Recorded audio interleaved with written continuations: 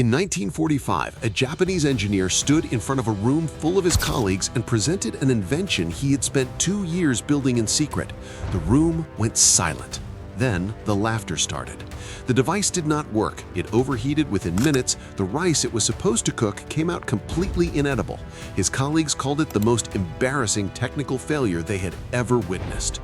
The engineer was publicly humiliated. His reputation was destroyed overnight. And in a country where professional shame carries more weight than almost anywhere else on Earth, most people in his position would have quietly disappeared. He did not disappear.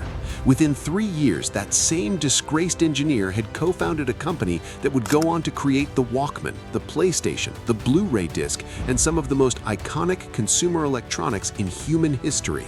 Today, Sony is worth over $120 billion, and it all began with a rice cooker that could not cook rice. This is the untold story of Masaru Ibuka, the disgraced engineer who built Sony into a global empire. Masaru Ibuka was born on April 11, 1908 in Nikko, Japan. His childhood was shaped by loss almost immediately. When Masaru was just 2 years old, his father died suddenly, leaving his mother to raise him alone in a country where single mothers had almost no social support and even less financial security. But his mother was remarkable. Rather than retreating into hardship, she pushed Masaru relentlessly toward education and curiosity. She filled their small home with books, tools, and mechanical toys, anything that could feed the obsessive mind she could already see developing in her young son. By the time Masaru was a teenager, he was building his own radios from scratch in his bedroom, not assembling kits, building them from raw components from memory. He enrolled at Waseda University in Tokyo, one of the most prestigious engineering schools in Japan, and graduated with a degree in electrical engineering in 1933. His reputation as a technical mind was already extraordinary. But Masaru was not just a brilliant engineer, he was something rarer and more dangerous. He was an engineer who could not stop asking why things were not better than they already were. That question would drive him to his greatest humiliation and eventually to his greatest triumph. After graduating, Masaru joined a photo equipment company in Tokyo, where he spent the next several years designing and building precision optical instruments for the Japanese military. He was respected, quietly celebrated, exactly where a talented engineer was supposed to be. But during World War II, Masaru became obsessed with a seemingly simple problem. Japanese soldiers and factory workers were spending enormous amounts of time cooking rice, a daily ritual that required constant attention and precise timing. If rice could be cooked automatically, it would free up hours of productive time every single day across the entire country.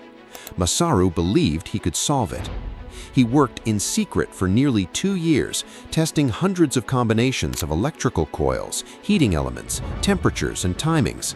And then he unveiled his invention to his colleagues, the automatic rice cooker. What happened next haunted him for years. The device failed completely. The heating element was inconsistent. The rice emerged either raw or burned, depending entirely on luck. When it overheated in front of the entire room, the humiliation was total. His colleagues did not just criticize the invention, they ridiculed it. In post-war Japan, where professional dignity was everything, the public failure felt unsurvivable. Masaru lost his position. His credibility was gone. He had nothing left, except one friendship that was about to change everything. In the ruins of Tokyo after Japan's surrender in 1945, Masaru reconnected with a man he had met briefly before the war. His name was Akio Morita. Where Masaru was a pure engineer, obsessive, technical, and consumed by how things worked, Akio was something entirely different. He was charming, commercially brilliant, and capable of walking into any room in the world and making people believe in whatever he was selling. They were opposites in almost every way, and together they were unstoppable. In May 1946, Masaru and Akio co-founded Tokyo Tushin Kogyo, the Tokyo Telecommunications Engineering Corporation, in a bombed-out department store in Tokyo with 20 employees and a starting capital of the equivalent of just $500. Their first office had no roof. Their first products were embarrassingly simple: a wire recorder that broke constantly, and a heated cushion designed to keep people warm during Tokyo's brutal winters. Neither sold well. But Masaru refused to repeat the rice cooker disaster. Every product now had to work perfectly before it left the building. He established a culture inside the company that would define Sony for the next 70 years. Never release anything you are not proud of. And then, in 1950, they built the product that changed everything.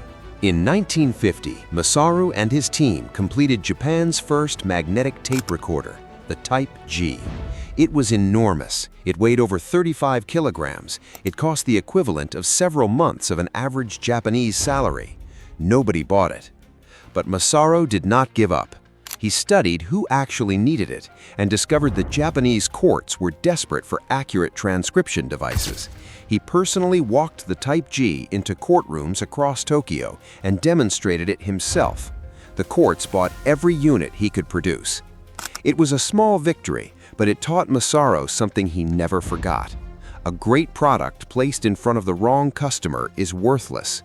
A great product placed in front of the right customer is unstoppable.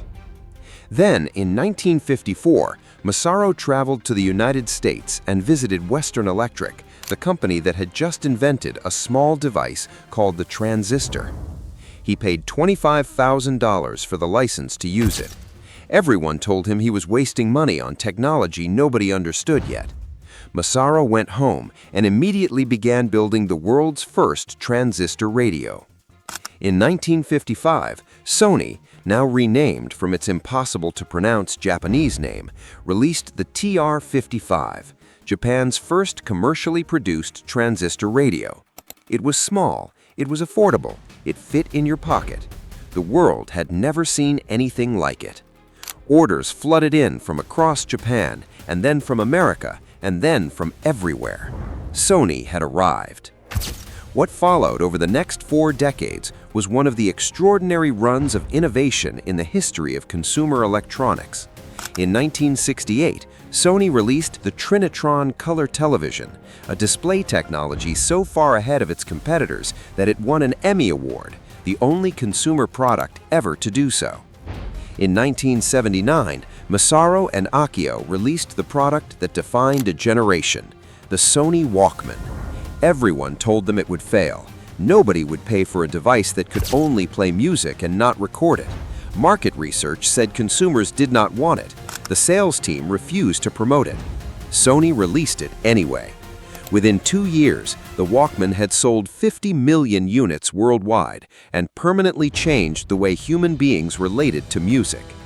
Then came the PlayStation in 1994, the Blu-ray disc in 2006, the mirrorless camera revolution, the noise-canceling headphone market that Sony dominates to this day. Each product traced directly back to the same philosophy Masaru Ibuka had established in that bombed-out department store in 1946. Build something that does not exist yet. Build it better than anyone thinks is possible, then put it in front of the right people. By the time Masaru retired, Sony had grown from $500 and 20 employees to a company employing over 100,000 people across the world. Masaru Ibuka passed away on December 19, 1997, at the age of 89. He never chased fame. He never gave many interviews. He spent his final years working quietly on educational technology for young children, convinced until his last days that the most important engineering problem left to solve was how to make learning irresistible. He once said, "You never actually complete the job of building something great. You just reach a point where you have to let it go and begin the next thing." The man who was laughed out of a room for a rice cooker that could not cook rice went on to build the Walkman, the PlayStation, and one of the most beloved technology companies in human history. Not because he was the smartest person in the room, but because he was the only one who refused to let humiliation be the last word. That is the untold story of Sony. Now here's your job. Drop a comment below and tell us which billionaire or brand you want us to cover next on Untold Billionaires. The name with the most comments gets the next video. Your comment decides what we make next. Until next time.